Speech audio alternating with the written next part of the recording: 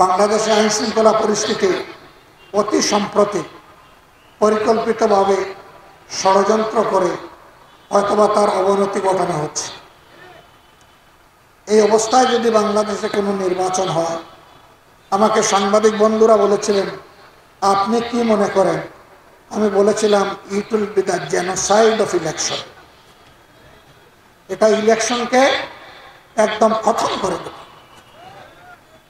চরম বিশৃঙ্খলা হবে, রক্তের বন্যায় বাংলাদেশ ভেসে যাবে। আমরা এটা চাই না।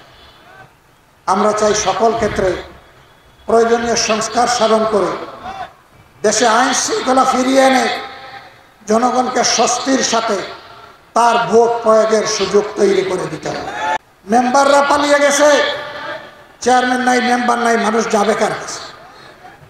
প্রশাসক, এতগুলো মানুষের দায়িত্ব এই প্রশাসক নেবে যাদেরকে জনগণ নিজেদের প্রতিনিধি মনে করে না, বরঞ্চ এরা ঘুষের রেট বাড়িয়ে দিয়ে মানুষকে আরো বেশি হয়রানি করছে।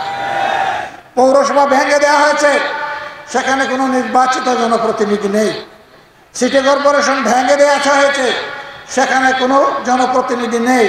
জেলা পরিষদ ভেঙে দেওয়া হয়েছে, উপজেলা পরিষদ ভেঙে দেওয়া হয়েছে, সেখানে কোনো জনপ্রতিনিধি নেই।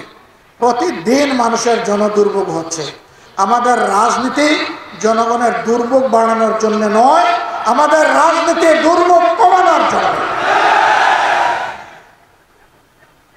অতএব সকল যুক্তিতে স্থানীয় সরকার নির্বাচন অতি দ্রুত দিতে হবে।